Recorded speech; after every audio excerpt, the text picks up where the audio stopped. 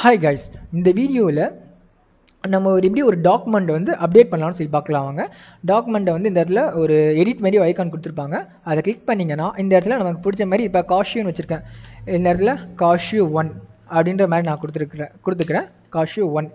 இப்போ மாங்கோ டிபின்னு இருக்க course mango DB and node JS அந்த மாதிரி வச்சுக்கிறேன். ஓகே, ஏன்னா மாங்கோ டிபி வந்து எப்போயுமே நம்ம நோட் ஜேஎஸ் கூட தான் வந்து நம்ம கனெக்ட் பண்ணுவோம். அதனால் நோட் ஜேஎஸ் வச்சுக்கிறேன். இப்போ ஃபீஸ் வந்து ஒரு இன்க்ரிமெண்ட் ஆகுது, 2 கோர்ஸ் வந்துருக்கு இல்லையா, அதனால் ஃபீஸ் வந்து 200 கொடுத்துட்டு அப்டேட் கொடுத்திங்கன்னா இது ஜியோயில் இந்த மாதிரி பண்ணுவாங்க நார்மலாக.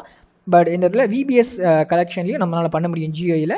பட் நம்ம வந்து கமெண்ட் லைன் இன்டர்ஃபேஸ் மூலமாக நம்ம பண்ணுறோம். ஓகேவா. இப்போ டிபி டாட்டு இந்த இடத்துல வந்து நம்மளோட கலெக்ஷன் நேம் வந்து விபிஎஸ்.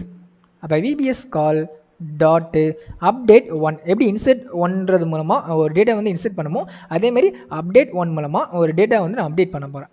ஓகேவா. அப்டேட் பண்ணுறதுக்கு எல்லா டேட்டாவும் அப்டேட் ஆகிடக்கூடாது.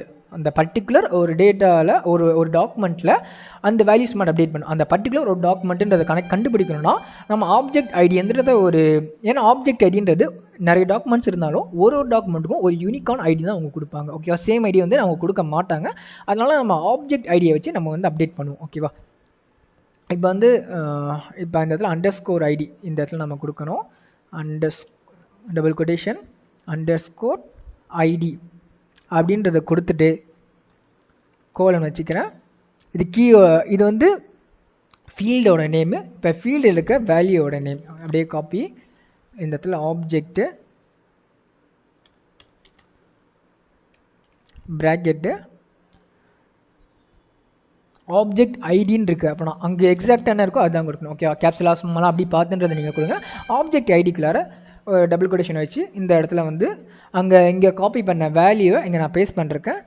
அண்ட் ஒரு ஆப்ஜெக்ட் முடிஞ்சிடுச்சு. ஆப்ஜெக்ட்ன்றது கர்லி ப்ராக்கெட்ஸ் இந்த இடத்துல ஓப்பன் பண்ணணும். இந்த இடத்துல கர்லி ப்ராக்கெட்ஸ் வச்சு முடிச்சிட்டோம். இப்போ கம்மா ஸ்பேஸ் கொடுத்துட்டு இன்னொரு கர்லி ப்ராக்கெட் கொடுக்குறேன். என்ன டேட்டா அப்டேட் ஆகணும் இந்த இடத்துல அப்படின்ற மாதிரி கொடுத்துக்கிறேன். இந்த இடத்துல வந்து டேட்டா அப்டேட் பண்ணுறதுக்கு டாலரு செட்டுன்றதை யூஸ் பண்ணணும். ஓகேவா. வேல்யூ வந்து அசைன் ஆகணும். புதுசாக வந்து வேல்யூ சேஞ்ச் பண்ணுறோம். அதனால் டாலர் செட்டுக்குள்ளார திரும்பி ஒரு கர்லி ப்ராக்கெட் இப்போ வந்து நீங்கள் கொடுத்துக்கலாம். இப்போ என்ன கொடுக்கலான்னா டபுள் கொட்டேஷனு நேமை நான் சேஞ்ச் பண்ணுறேன்ப்பா. நேமோட என்னென்னா விபிஎஸ் 1ன்றதை நான் கொடுக்குறேன். And course